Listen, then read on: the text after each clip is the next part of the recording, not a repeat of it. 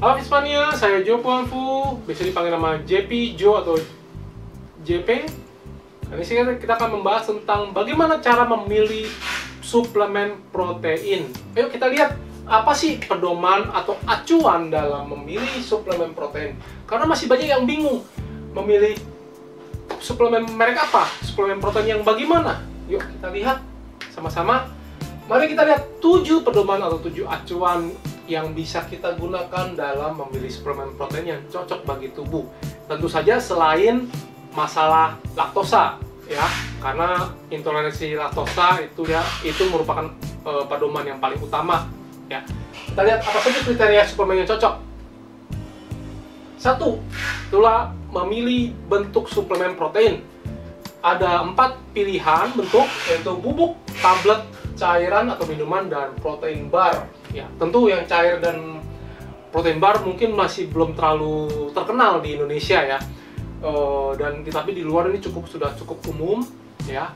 Mungkin Indonesia akan masuk beberapa tahun ini akan mulai masuk 2 bentuk ini. Nah, untuk sementara yang paling umum yang sering ditemui adalah yang bentuk tablet dan bentuk bubuk.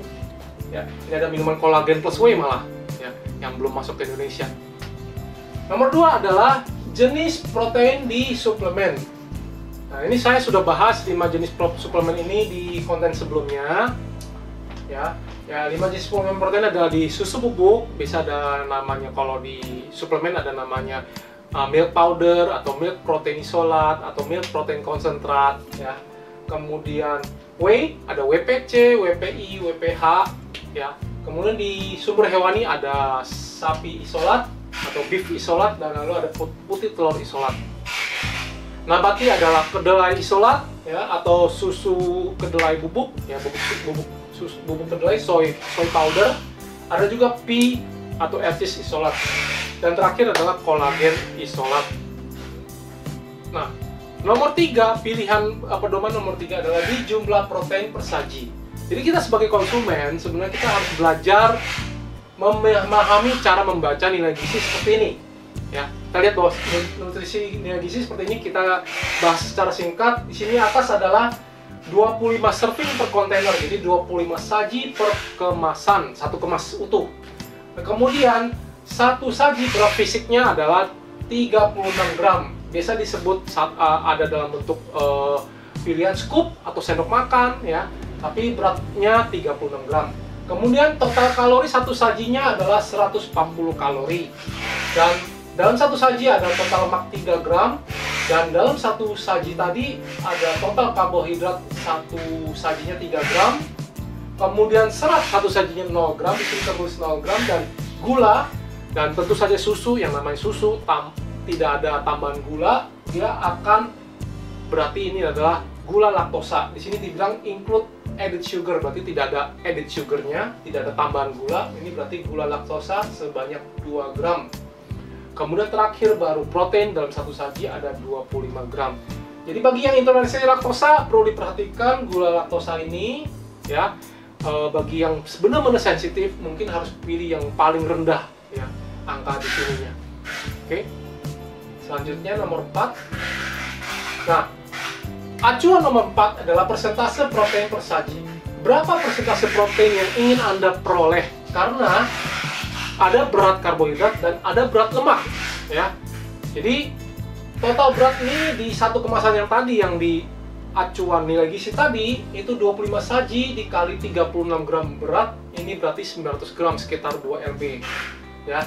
Dan persentase proteinnya 25 gram dibagi 36 gram berat, ini berarti persentase proteinnya 69%. Maka 31% sisanya adalah karbohidrat, lemak, dan sisa 5 gram ini adalah sisanya di sini ada tertulis, ada natural artificial flavor, ada soy lecithin, ada potassium chloride, ada garam, ada sucralose, dan banyak hal di sini ya. Jadi perlu diperhatikan memilih suplemen ini, Anda ingin persentasenya di berapa, Anda bisa dihitung di 25 saji atau di 25 gram ini per sajinya dibagi 36 gram berat fisiknya per sajinya. Oke.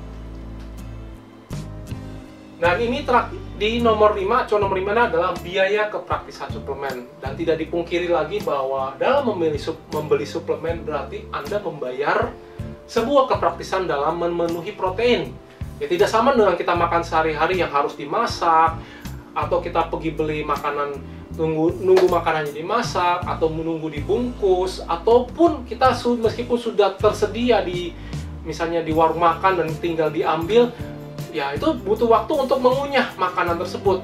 Ya hal-hal tersebut saat ini mungkin bagi sebagian orang fitness itu sangat membutuhkan waktu yang mereka tidak punya, sehingga mereka membeli suplemen. Ya, bila harga satu kemasan suplemen 2 LB ini harganya 600.000, maka dibagi 25 saji, satu sajinya 24.000. Dan seterusnya bisa dilihat harga semakin mahal, tentu per sajinya, per porsinya lebih mahal. Dan perbandingan harga bahan mentah, kita lihat bahwa daging sapi 105 gram ini adalah 16.000, sampai paling murah di tempe 150 gram itu di Rp2.000. Jadi bagi yang ingin membeli suplemen silakan, ya. Tentu saja ini tidak dipungkiri lagi kita membayar biaya kepraktisan. Tinggal dicampur air, tinggal ditelan, tinggal dikunyah. Tidak perlu memakan waktu yang banyak. Acuan nomor 6 adalah pilihan zat aditif di dalam suplemen. Zat aditif berupa zat perasa, zat pemanis, anti gumpal dalam produk suplemen. Nah, ini tidak ada kalori dari pemanis dan perasa buatan, ya. Jadi pemanis buatan yang umum di suplemen biasanya disebut namanya sucralose atau sucralosa. Nah, ini tidak ada kalorinya. Asesulfam atau asesulfam potasium, ya, P ini, atau asesulfam kalium ini juga pemanis buatan dan tidak ada kalorinya. Nah, di sini tertulis di ingredient ini ada tertulis asesulfam potasium di sini dan sucralose di sini. Nah, ada pemanis alternatif lain yang bisa dicari yang lebih sehat, yaitu ekstrak stevia atau ekstrak monk fruit, ya. Ya, kita lihat acuan terakhir yaitu di nomor 7. Acuan terakhir adalah memahami amino spiking, ya. Amino spiking adalah tambahan asam amino bebas selain dari bahan utama, ya. Jadi amino spiking ini sebenarnya tujuannya adalah menambah kadar proteinnya di dalam satuan persajinya. Jadi dari satuan persajinya jadi kelihatan tinggi, ya. Jadi contoh tambahannya adalah glutamin, glisin, arginin, taurin, karnitin, kreatin. Nah, permasalahannya asam amino ekstra ini dan kreatin ini bahannya sangat murah, ya, jauh lebih murah daripada whey dan bukan tergolong EAA atau asam amino esensial, ya. Jadi perlu diperhatikan bahwa kenapa harganya ada yang lebih murah, ada yang lebih tinggi. Ini dikarenakan adanya amino spiking ini.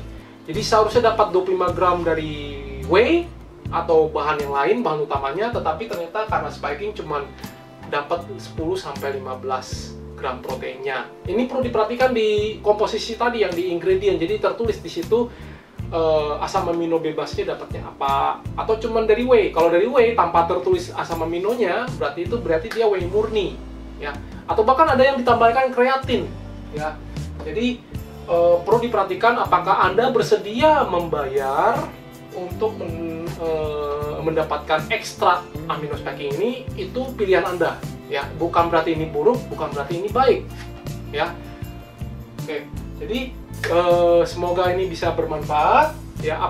Apakah ada pertanyaan seputar dengan pemilihan asupan protein? Silahkan berikan komentar di bawah. Saya Jopo Amfu. Setujukah Anda bahwa investasi yang terbaik adalah investasi terhadap tubuh kita sendiri, dan ini karena kita yang bisa menikmatinya, bukan orang lain. Semua bisa dimulai dari kesehatan tubuh, tapi memang kesehatan bukanlah segala-galanya, tapi tanpa kesehatan segala-galanya tidak berarti. Selain itu, kesehatan dan kekuatan mental kita ternyata dipengaruhi oleh kekuatan fisik tubuh. Oleh karena itu, kita perlu melatih fisik kita supaya kita bisa mengatasi segala tantangan dalam hidup kita. Saya Jopo Amfu bersama Binaraganet. Kami mengajak Anda membangun generasi baru yang lebih cerdas, fit, dan tangguh. Di Binaraganet, kami selalu percaya bahwa setiap orang pasti bisa memiliki tubuh yang ideal dan sehat.